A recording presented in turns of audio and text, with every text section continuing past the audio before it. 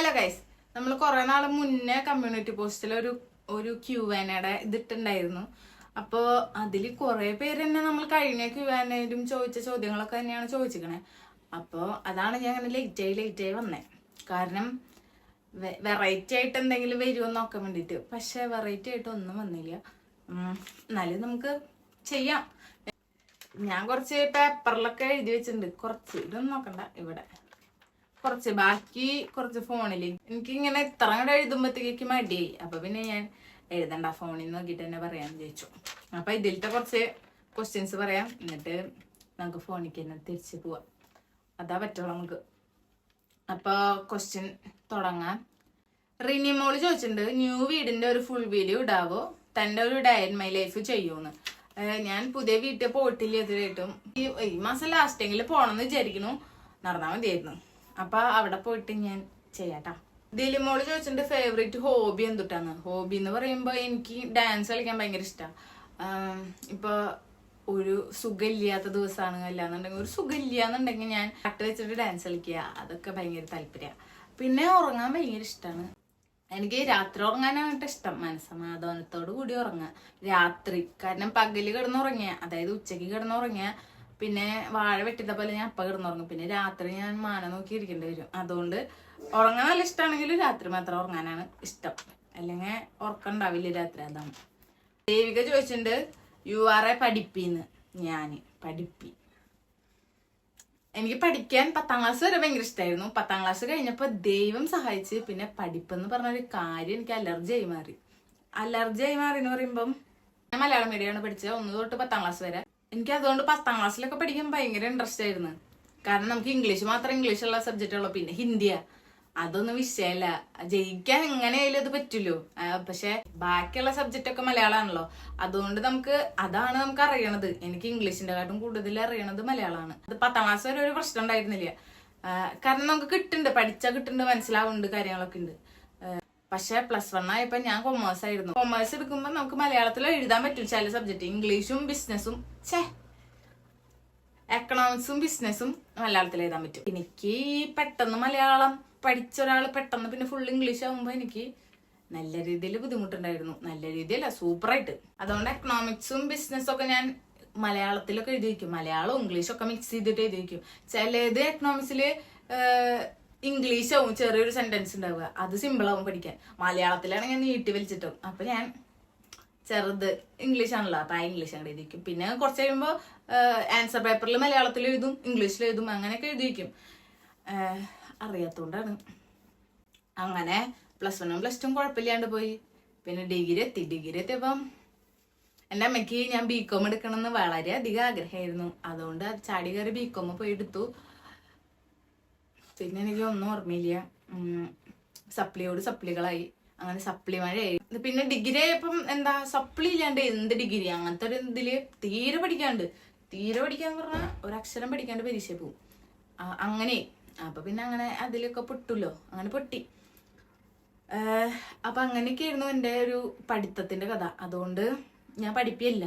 എനിക്ക് 10ാം ക്ലാസ് വരെ പഠിക്കാൻ ഇഷ്ടമായിരുന്നു. പിന്നെ എനിക്ക് ഇഷ്ടമല്ല പറഞ്ഞ എനിക്ക് കിട്ടുന്നുണ്ടായിരുന്നില്ല. ചിലവർക്ക് പെട്ടെന്ന് റിലേറ്റബിൾ ആവുന്ന ഒരു കാര്യമായിരിക്കും ഇത്. മലയാളം മീഡിയം പഠിച്ച ഒരാൾ പെട്ടെന്ന് ഇംഗ്ലീഷിൽ കിടക്കുമ്പോൾ ചെറിയ ബുദ്ധിമുട്ടുകൾ ഉണ്ടാവും. എനിക്കത് വലിയ ബുദ്ധിമുട്ടായിരുന്നു. അപ്പൊ അതാണ്. അപ്പൊ അത്രേ ഉള്ളൂ കേട്ടാ, പഠിപ്പില്ല ഞാൻ. ഫ്യൂച്ചർ പ്ലാൻ എന്താന്ന് ചോദിച്ചിട്ടുണ്ട്. ആരാ ചോദിച്ചത്? ആദിത്യ. എനിക്ക് ഫ്യൂച്ചർ പ്ലാൻ എന്ന് പറയുമ്പം നമ്മൾ പ്ലാൻ ചെയ്ത് വെച്ചിട്ടൊന്നും പകുതി നടക്കില്ല. പകുതിയല്ല, ഞാൻ പ്ലാൻ ചെയ്ത ഒന്നും നടന്നിട്ടില്ല. അപ്പൊ പ്ലാൻ ചെയ്യാണ്ടിരിക്കാണ് ഭേദം. അപ്പൊ പ്ലാനിങ് നിർത്തിട്ടാ. സാഫിയ ചോദിച്ചിട്ടുണ്ട്, ഹായ് ചേച്ചി എനിക്ക് ഒരുപാട് ഇഷ്ടമാണ്. എല്ലാ ക്വസ്റ്റ്യൻസും എല്ലാവരും ചോദിച്ചു, എന്നാലും ഞാൻ ചോദിക്കുക, which is your favourite food? And ചേച്ചി എൻ്റെ പേരൊന്ന് പറയണം Q&Aയിൽ. പിന്നെ ലവ് യു എന്ന് പറഞ്ഞിട്ടുണ്ട്. ഹായ് സാഫിയ പറഞ്ഞിട്ടുണ്ട് കേട്ടാ. പിന്നെ ഫേവറേറ്റ് ഫുഡ് എന്താന്ന് ചോദിച്ചാൽ മന്തി. എനിക്ക് മന്തിയോട് നല്ല താല്പര്യമാണ്. പിന്നെ ഞാൻ തന്നെ എഴുതി വെച്ചത് എനിക്ക് തന്നെ വായിക്കാൻ പറ്റണില്ല. ഷാഹിൻസിയ, ഇതന്നെയാണോ പേര്? എനിക്കറിയില്ല. ദൈവം, ഞാൻ തന്നെ എഴുതി വെച്ചതാണ് കേട്ടോ. എനിക്ക് എന്ത് ബോധത്തിൽ എഴുതിയെന്ന് എനിക്ക് ഓർമ്മയില്ല. ചേച്ചിയുടെ പല്ല് കെട്ടിയത് തൃശ്ശൂരിൽ എവിടെയാ? കറക്റ്റ് സ്പോട്ട് പറയോ, സ്ഥലം, നെയിം, ഡെന്റൽ ക്ലിനിക് നെയിം. ഞാന് കിഴക്കേക്കോട്ടയുടെ അവിടെ മണവാളൻ എന്ന് പറഞ്ഞിട്ടുള്ള ഒരു ഡെന്റൽ ക്ലിനിക്ക് ഉണ്ട്, അവിടെയാണ് കേട്ടോ ചെയ്തത്. ഞാൻ പല്ല് കെട്ടുമ്പോൾ 10,000 രൂപയായിരുന്നു. ഇപ്പോൾ കൂടി ഉണ്ടാവാം ചിലപ്പോൾ. പിന്നെ എനിക്ക് ഒരു കൊല്ലം 2 മാസം 3 മാസം കൊണ്ടാണ് അതിൻ്റെ ഉള്ള എല്ലാം അഴിച്ചു. അവിടെ പോയതിൻ്റെ ഒരു ഗുണം എന്താന്ന് വെച്ചാൽ എല്ലാം പെട്ടെന്ന് ചെയ്യും. ഞങ്ങൾ പല്ലെടുത്ത് 2 ദിവസം കഴിഞ്ഞ് വരാൻ പറഞ്ഞു. 2 ദിവസം ചെന്നു കട്ട വെച്ചു, ടൈറ്റ് ചെയ്തു. പിന്നെ പിറ്റത്തെ മാസം കറക്റ്റ് ഇങ്ങനെ ടൈറ്റ് ചെയ്ത് ഇങ്ങനെ വരും. ചിലവർക്കൊക്കെ അങ്ങനെയല്ല, മുകളിലത്തെ നിര വെക്കും, പിന്നെ അടുത്ത മാസം ചെല്ലുമ്പോൾ താഴത്തെ നിര വെക്കും, അതിന്റെ അടുത്ത മാസം ചെല്ലുമ്പോൾ കമ്പി ടൈറ്റ് ആക്കും മുകളിലത്തെ, അതിന്റെ അടുത്ത മാസം കഴിയുമ്പോൾ അടിയത്തെ ടൈറ്റ് ആക്കും. അങ്ങനെ ഇത് ഒറ്റയടിക്ക് എല്ലാം ടൈറ്റ് ചെയ്ത് വിട്ടു. അങ്ങനെ അതുകൊണ്ട് നല്ലൊരു ക്ലിനിക്കാണത്. കൃഷ്ണവേണി ചേച്ചി കല്യാണം കഴിഞ്ഞു. കല്യാണം ഒന്നും കഴിഞ്ഞിട്ടില്ല. എനിക്ക് ഇനിയും സമയമുണ്ട്, ഒരു 4-5 കൊല്ലമൊക്കെ കഴിയട്ടെ, അപ്പം നമുക്ക് കല്യാണം കഴിക്കാം. അങ്ങനെ നമ്മുടെ ഈ ക്വസ്റ്റ്യൻസ് ഒക്കെ കഴിഞ്ഞു. ഇത്ര ഉള്ള ഇനി നമുക്ക് ഫോണിൽ നോക്കാം, അതാണ് നല്ലത്. ഫോണിലാകുമ്പോൾ എനിക്ക് കറക്റ്റായിട്ടെങ്കിലും വായിക്കാൻ പറ്റുമല്ലോ. ഇപ്പോഴും കുറെ പേർക്ക് അറിയില്ല എന്ന് തോന്നുന്നു എൻ്റെ ഒറിജിനൽ നെയിം. അപ്പം അത് ഞാൻ പറയാം. ശിവാനി എന്നാണ് കേട്ടോ എൻ്റെ പേര്. എനിക്കിഷ്ടമല്ല ശിവാനി എന്ന് വിളിക്കുന്നത്, അതുകൊണ്ടാണ് ഞാൻ ശിവ എന്ന് പറഞ്ഞ് കൊടുത്തിക്കണേ. പിന്നെ ഒരു കുട്ടി ചോദിച്ചിട്ടുണ്ട്, ചേച്ചി പ്ലീസ് എൻ്റെ പേര് മീനാക്ഷി, എല്ലാ വീഡിയോസിലും ഞാൻ കമന്റ് ചെയ്യും, എൻ്റെ പേരൊന്ന് Q&Aയിൽ പറയുമോ? I am your big fan ചേച്ചി. Thank you so much. Hi Meenakshi പറഞ്ഞിട്ടുണ്ട് കേട്ടാ. ചേച്ചിക്ക് സിബ്ലിങ്സ് ഉണ്ടോ എന്നൊക്കെ ചോദിച്ചിട്ടുണ്ട്. ഞാൻ മുന്നേയും പറഞ്ഞിട്ടുണ്ട് അത്. എനിക്ക് ചേട്ടനും അനിയനാണുള്ളത്. ഞാൻ സെൻട്രലിത്തെയാണ്, നടുക്കത്തെയാണ്. അപ്പം അങ്ങനെ ഓക്കെ. പിന്നെ ഒരാൾ ചോദിച്ചിട്ടുണ്ട്, what are the expectation before starting YouTube channel and what was the experience and working for this YouTube channel? ബസ്സാണ് കേട്ടോ ചോദിച്ചിട്ടുണ്ട്. അപ്പം യൂട്യൂബ് ചാനൽ സ്റ്റാർട്ട് ചെയ്യാനായിട്ട് മുന്നേ എക്സ്പെക്ടേഷൻ എനിക്കൊന്നും ഉണ്ടായിരുന്നില്ല. കാരണം ഞാൻ മുന്നേ പറഞ്ഞിട്ടുണ്ട്, എനിക്ക് യൂട്യൂബ് തുടങ്ങാൻ ഒരു താല്പര്യം ഉണ്ടായിരുന്നില്ല. യൂട്യൂബിനോട് യാതൊരു താല്പര്യമില്ലാത്തൊരു കൊച്ചായിരുന്നു ഞാൻ. അതായത് വീഡിയോസ് ഒക്കെ കാണും, പക്ഷെ എനിക്ക് ഒരു യൂട്യൂബ് ചാനൽ തുടങ്ങണം, അതിൽ വീഡിയോസ് ഇടണം, അങ്ങനെ ഉള്ള ഒരു മൈൻഡൊന്നും എനിക്ക് ഉണ്ടായിരുന്നില്ല. അപ്പൊ അതൊക്കെ ഞാൻ ഒരു കഴിഞ്ഞ വീഡിയോയിൽ റവന്യൂ കിട്ടിയപ്പോഴാണ് തോന്നുന്നത്, ഞാൻ പറഞ്ഞിട്ടുണ്ട്. അപ്പൊ അത് കണ്ടോര് ഇത് വന്ന് വീണ്ടും കാണുമ്പോ ചാട്ടപ്പ് തോന്നും. അതുകൊണ്ട് ഞാൻ പറയണില്ല. അപ്പൊ അതുകൊണ്ടാണ് ഞാൻ കൂടുതൽ കാര്യമായിട്ട് പറയാത്ത. എനിക്ക് എക്സ്പെക്ടേഷൻ ഒന്നും ഉണ്ടായിരുന്നില്ല. പക്ഷെ ഇപ്പൊ ഒരു 70-72K സബ്സ്ക്രൈബേഴ്സ് ഇത്ര പെട്ടെന്ന് ഒരു 7 മാസത്തില് ആവാന്ന് പറയുമ്പോ അതെന്നെ സംബന്ധിച്ച് വലിയൊരു കാര്യമാണ്. 7 മാസം എന്ന് പറയുമ്പോ ഞാൻ ഒരു 7 മാസമായിട്ടാണ് ഇപ്പൊ റെഗുലർ ആയിട്ട് വീഡിയോ ഇട്ട് തുടങ്ങണേ. അതുകൊണ്ടാണ് തന്നെ ഒരു 7 മാസം എന്ന് പറഞ്ഞത്. ചാനൽ തുടങ്ങിയിട്ട് ഒരു 1.25 കൊല്ലം ഉണ്ട്. ആര് ചോദിച്ചിട്ടുണ്ട് കുറച്ച് വണ്ണം വെക്കാനുള്ള ടിപ്സ് പറഞ്ഞുതരും സിമ്പിൾ ആയിട്ടുള്ളതെന്ന്. ഞാൻ കുറച്ചും കൂടി മെലിഞ്ഞിട്ടായിരുന്നു, ഇപ്പൊ ഞാൻ കുറച്ച് വണ്ണം വെച്ചിട്ടുണ്ട്. അപ്പൊ അതിനുള്ള ടിപ്സ് എന്ന് പറഞ്ഞാലേ എനിക്ക് ടിപ്സ് ഒന്നും പറഞ്ഞുതരല്ലേ, കാരണം ഞാൻ ഒന്നും ചെയ്തിട്ടല്ലേ വണ്ണം വെച്ച. ഞാൻ എന്ത് കിട്ടിയാലും തിന്നും, അങ്ങനെയാ.